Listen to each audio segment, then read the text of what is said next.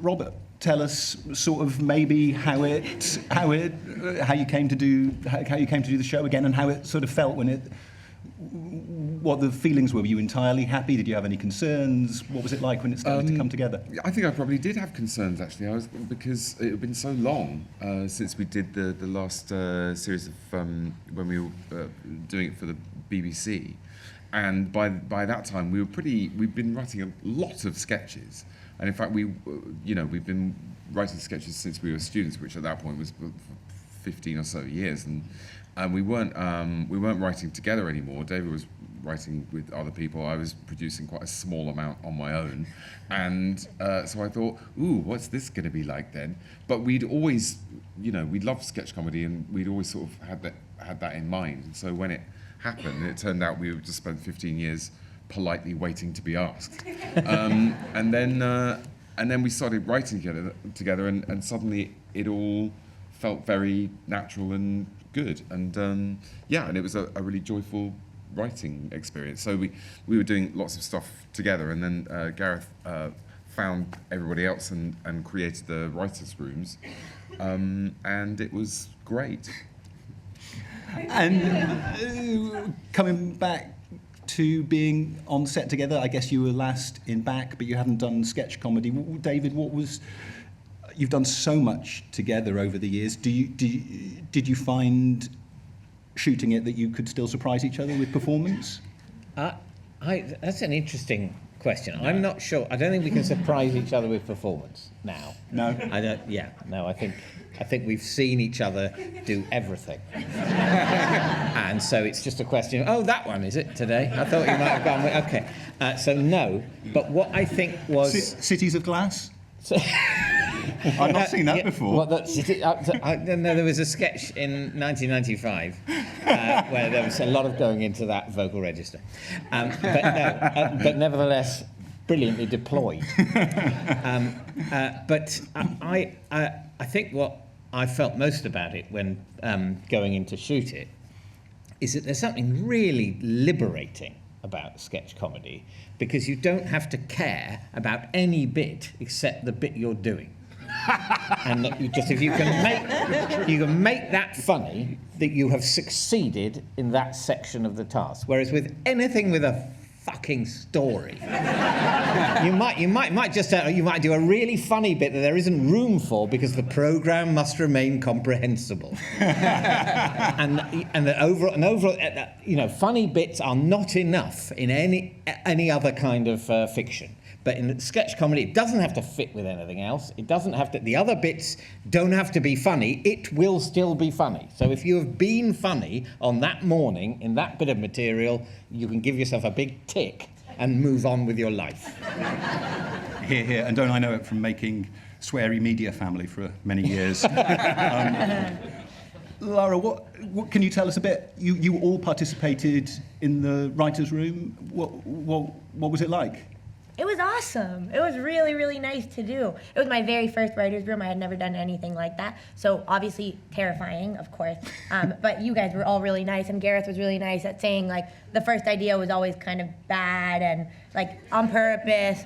And also I'm glad you threw in the on purpose. On purpose. Yeah, Gareth and I would lead traditionally the bad idea, first bad idea thing. And yeah. We clocked onto that pretty early, that you were doing that. Which was really a very sweet and kind thing to do, of course. Yeah. And then you would just and also if you ever said a bad idea, it wouldn't die immediately. People would be kind and would add a bit and then pretend, and then it would die. And it was like, you would know that people were being kind, and so that felt really good in the room. Yeah, I was really happy to be in a room like that one for my first one, definitely. Weeks and weeks? How many times did you do it? What did we do? We did six. There were six writers' rooms, and each one, I tend not to do them for more than 3 hours because people start to suffer from oxygen deprivation. And, it's a dream. Just 3 hours, and you do other stuff. It's great. Whose idea was that, actually? It's sort of years of trial and error. You can do 3 hours in a writer's room, and then everyone starts to lose it completely. And the only thing that helps is you can deploy 1 bottle of beer each. and that will give you another half an hour of footage. And after that, it falls right off a cliff. Wait, so why didn't we do that? Crystal, did you have a favourite sketch or a favourite character who you played this series? Oh, I loved doing the sweary Aussie because I didn't really know that I could even do that accent. It You're just so like good at came it. out of me, and I was like, oh, that was a skill I didn't know I had buried inside of me. I loved that one. I also. I really love that very first one about the invention of the toilet. I just think that's like really, really funny and a great observation. And even though, like, I just think that's like, it's just very Mitchell and Webb, and it feels like a really cool one to open the whole show with. So yeah, that, and then the one that stars me, I like.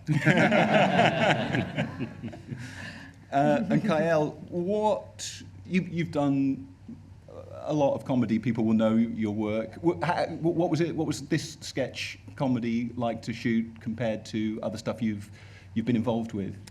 It was quite different in the way that like everyone knew exactly what they wanted to do, and we did that. And and there's been other things that I've worked on where it's like, let's try something. But we were like, no, we're pretty secure with what we've got, and we're going to do that, and did it, and it works. So that was like a new experience, which you can see the proof. It's good, right? So yeah, that was like the new experience for me. But also working for that amount of time with the same people on different characters, and also the recurring sketches as well. There's some other recurring sketches that you'll see, like Middle-Aged Man Island, and doing those sort of things. That was like just one day of doing like all of those sketches, but we got to have quite a bit of fun with that. Yeah. Does Hot Seat come back? No. Oh, does it? Was there another one? No, that's it. Yeah. I mean, we tend to like having an idea, doing everything we think's funny about it, and then going, right, well, we finished with that, we'll move on. And there's three things that return through the series. There's sweary Aussie drama. There's, as Kyle mentioned, later in the series, there's 4 episodes of our exciting new reality show, Middle-Aged Man Island. And then there's the writers' rooms, which are a kind of theme throughout the show. But everything else, it's all just, here's an idea, what do you think? Okay, we finished that, and we're moving on. And I like that as a way of working. It just means you get to play a lot more. Yeah, I mean, as David was saying, I think as an audience as well, there's something when one's used to watching longer form things, it's quite relaxing, right, to know, just as you were saying, this is it, this is all out, if this is great, I'm just going to enjoy it, and there'll be another one along in a minute. It's a very nice experience, and it looks great. Yeah, the show looks great. It looks expensive. As a producer? Wow. It's not a leading question. No. Well, a friend of mine, there still must be parameters. What part of your producer brain, when you're in that writer's room, when someone is saying, let's do this one in the Arctic, let's do this one underground, let's do this one in the outback, when do you start thinking, we can't do that, we can't do all of those, or do you leave that? It's a good question. I try and keep that thought out of my head, because you want to let the idea develop in a complete freedom, running through the pastures, having a lovely time. And then once the idea's got as fully developed as it can be, that's when you introduce it to the reality shark to bite its head off. And you go, actually, turns out we can't possibly do that. But more often than not, there is a way of doing something. So, I mean, a good example is burying David in the woods. And initially, we went round lots of woods looking for a good place to bury David. And there was nowhere that was suitable where digging an actual hole and putting David in it and waiting for it to get dark wasn't going to be a health and safety nightmare. And so in the end, dark without me in the hole. No, that wouldn't have worked. Where's the professionals? It helped your performance, I think. But So in the end, that's done in a studio with the big exciting technical thing, which I've never done before, is we had this huge LCD screen about the size of that. No, it was bigger than that. Was it? Double that. Yeah, probably, yeah. It's the probably biggest screen I've wider. ever seen in my life. It was massive, and we had it for about 4 days, and we had lots of different backgrounds on it. So Middle-aged Man Island, the island that they go to is on that. We did a station, as anyone who's in the industry knows, trying to film in a station is absolutely horrendous, and you never want to do it. But we had a sketch set in a station, which we all wanted to do. I set the sketch in King's Cross, but we could only get permission to film bits of Waterloo. Yeah. And then I couldn't be bothered to change I would have to relearn my lines. And I just wasn't willing to do that. So we still have like references to the LNER train goes from platform 9 to Norfolk, and they just, those trains don't go from Waterloo. And it's disastrous. So trains experts are going to be livid. And yeah, so we used it for lots of different backgrounds. There are ways of getting around a lot of the problems. And also the lovely thing about doing a sketch show is what's the challenge is it has to invoke something. You have to go, look, now you're in a feature film. And obviously if it was a real feature film, it would have a budget of millions and millions. And now you're in a game show, which again, they'd spend hundreds of thousands on the set, and we can't do any of that. But it only has to hold up for, 2 minutes. And it's what a friend of mine described as, he says, oh, you're not going for quality, you're going for the illusion of quality. So that's my motto for sketch shows. You go for the illusion of quality. Stevie said she wrote a helicopter sketch that made it quite far, but then it was like no helicopter. Oh, I know. That was, Stevie had a very funny sketch about comedians traveling with their dads. Right. Which I was very sad. In the end, we couldn't do. The challenge there was it was in a lot of different locations, and that's where we've got our lovely first AD here, who's the guy who had to schedule all this. Bless him, Tim Wood. Hooray! There was a lot of... And our brilliant director, David Sant, who made it look... Oh, David! I didn't see you. David, and I didn't even say, now I know you're listening, I can say David is brilliant and has such a superb eye and such a superb sense of the physical side of comedy as well. And he comes from a performing background and just brings so much creativity to every single sketch. And between them, Tim and David filled the whole shoot with positive energy. I feel like Tim needs an extra clap for actually being Australian and listening to us do that. Thank you. Yeah. There was a memorable moment where Tim took me to one side and he said, that's not how an Australian would say twat. He said Australians apparently don't really say twat. It's not a big deal in Australia. They don't say twat. Oh, no. So they're happy to say cunt. They don't really need twat in that world. So Just one of the ways in which that sketch isn't quite realistic. Yeah. And David and Robert, I was thinking about you now and earlier. Do you think the targets change as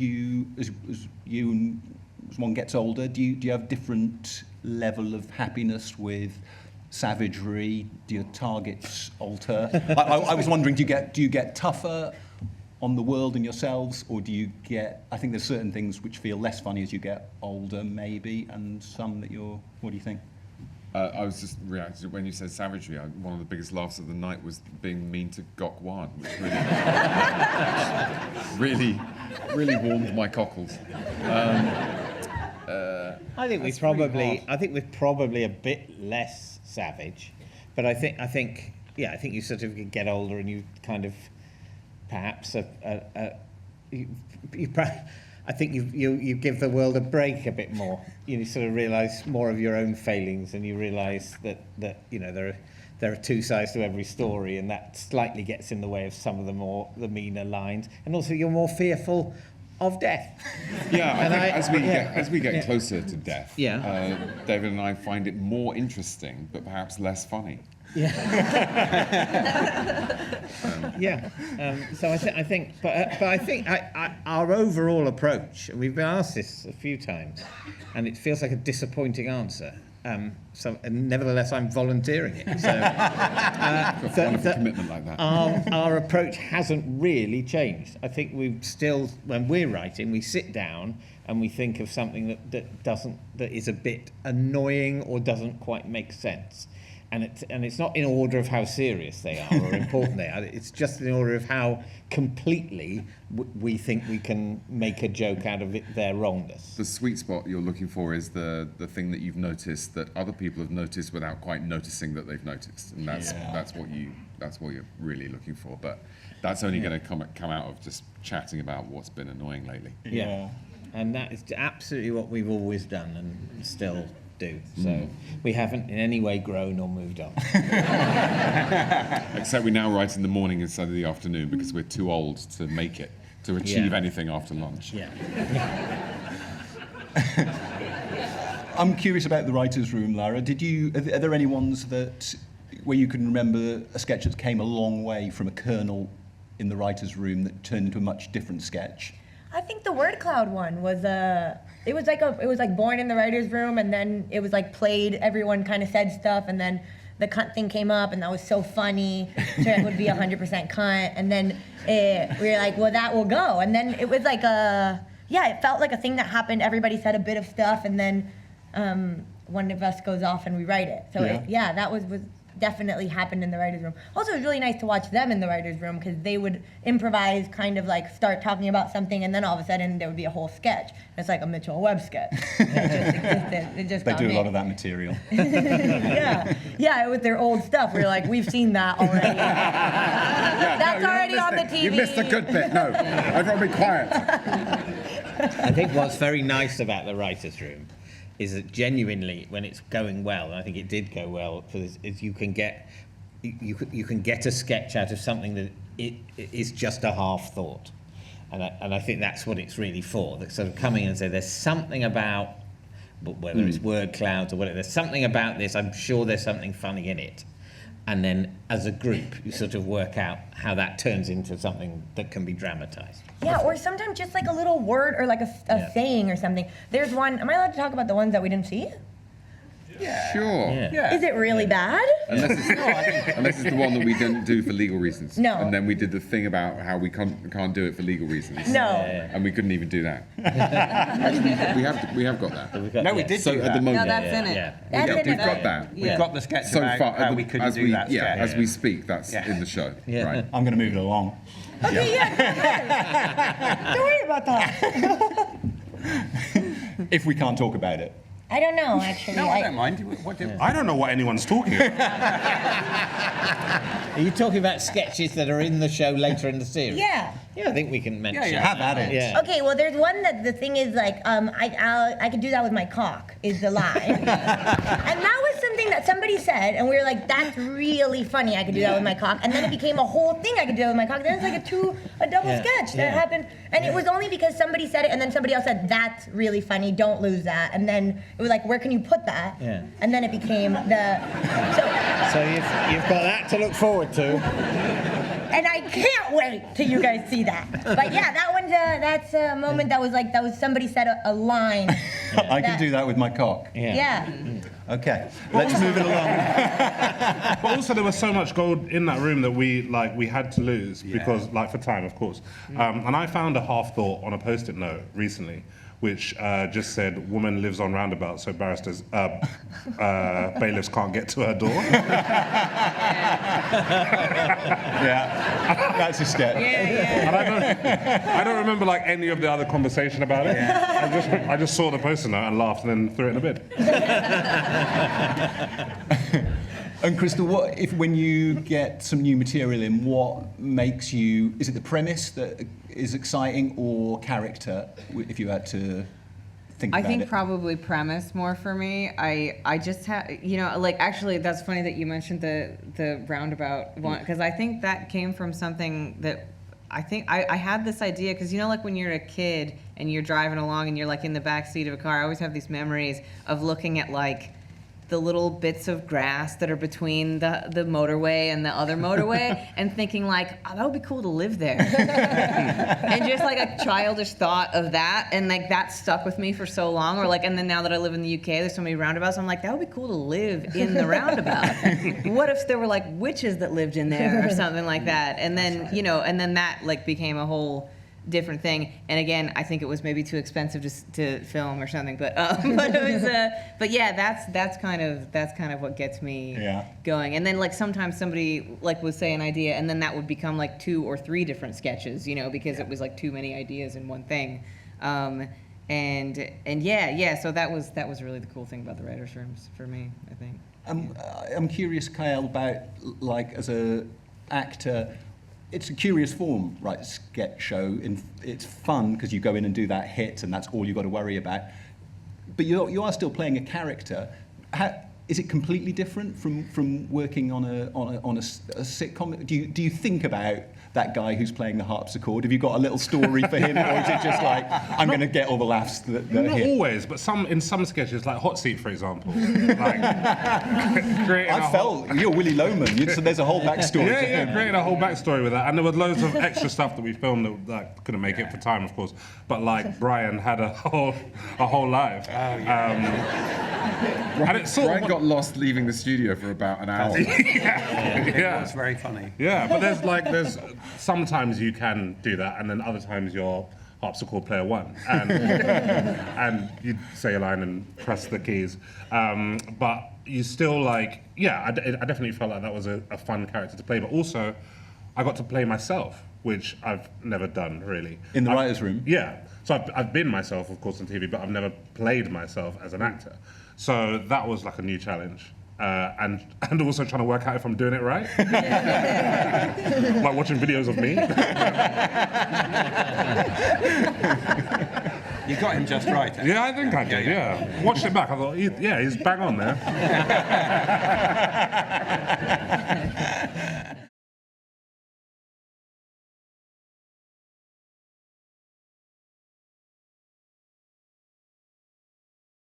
We all would like to see them coming back. I don't suppose you're allowed to, are you? I don't want to do that much running around. I think we weren't tempted. I don't know if we would have been allowed to, but I think we weren't tempted because we thought, because it's been 15 years, it sort of felt it would look unoriginal.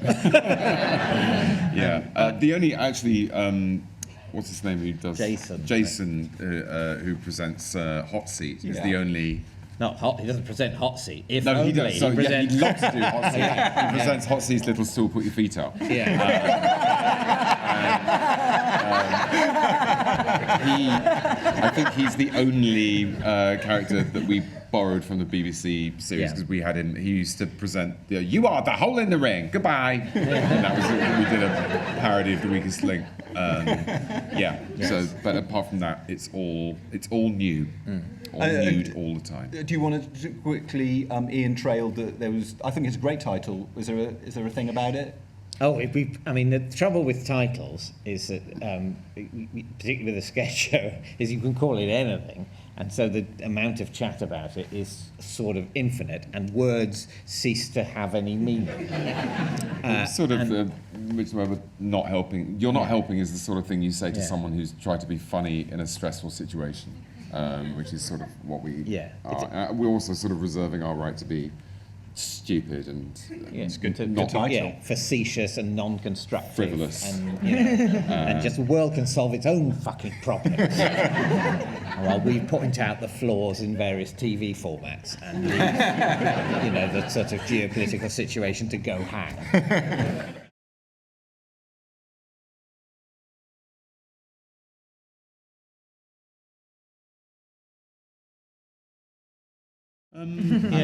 I think our default is always just one-off, one-offs really, unless there's a good reason to. I mean, the Sweary Aussie dramas written by Abigail Burdess were just. Woo-hoo! It was just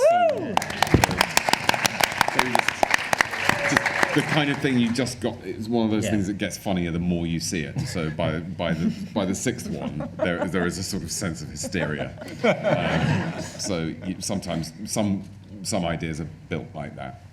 But mostly we get we're easily bored and we want to do different things. If in doubt, we just do it once. Yeah. And it's a skillful producer and director, right, who managed to let you do all those hits, because that's, as you say, those more and more sets is more and more money, presumably. Yeah, well, I guess in a way, as well as being delightfully self-referential, the writer's room sketches kind of work as a bit of a get-out-of-jail-free card from that point of view, because I think, David, do you remember how many pages we shot in one day doing the writer's room?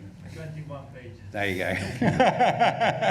So that was, so that buys you time to, if you want to shoot a sketch where a dog explodes in a stately home, going past all sorts of irreplaceable objet d'art that you mustn't touch, and no one's allowed to breathe near the marble table that Napoleon gave Josephine, then that'll take you most of a day shooting that for a minute of screen time, and then other days you have to go, okay guys, we're going to do 21 pages of material.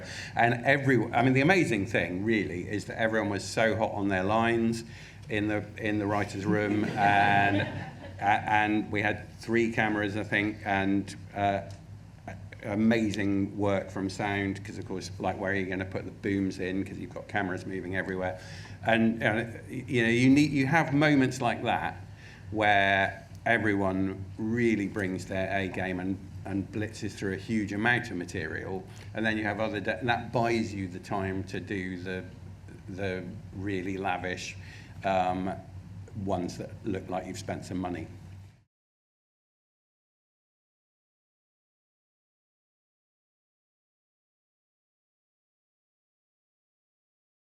Well, I think it probably, I mean, that's probably quite a good idea you've had. I imagine it would work with animation. We mainly started writing because of a way of getting our faces onto the television. We started mainly with wanted to be actors. We started with doing it on the radio, of course, professionally, where there's not even an animation. I mean, it's just literally just noises. I don't know if you're familiar with the genre. And so then once our faces were available, were not available, they were available for a long time. But Faces are still available. yeah, exactly. Once they were willing to use our faces, we thought perhaps it would be unwise to suggest a drawing instead. Although some radio sketches did get animated. That's right. didn't So they were. The BBC was experimenting with ways of putting radio on the television, and they commissioned some aspiring young animators to animate some radio sketches. So we had a beautiful sketch about 2 flightless birds wondering whether the arrival of a schooner full of hungry sailors was good or bad news. And if you look that up at Mitchell and Webb Flightless Birds online, you'll find that sketch, which was animated by Kate Sullivan, who is the person who did the animation for the title sequence for this show, and also did the Upstart Crow animation. So that was sort of a lovely way to kind of come across her work.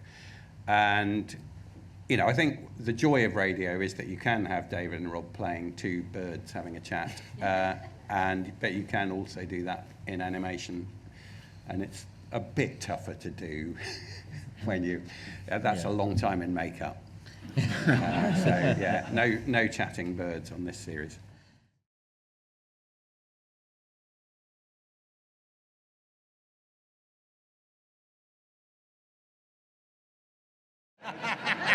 I vaguely remember that I said, it wasn't about David, I said, would it be funny if, oh yeah, here are the words and the word count, and it just said bald cunt. So I thought that would be funny for me, but then it came back. A writer took a different view, and I'm not sure. But somehow it would be funny for me to have death.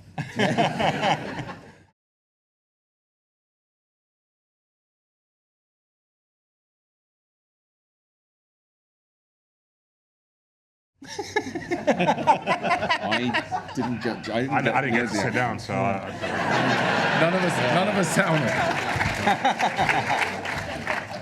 By the way, when we were shooting Hot Seat, the news came in that I think a subsidiary of Endemol in Spain, are making a game show based on musical chairs. And I would like to put on the record that we had that idea ourselves as what we thought was an exaggeration of how low TV formats could sing.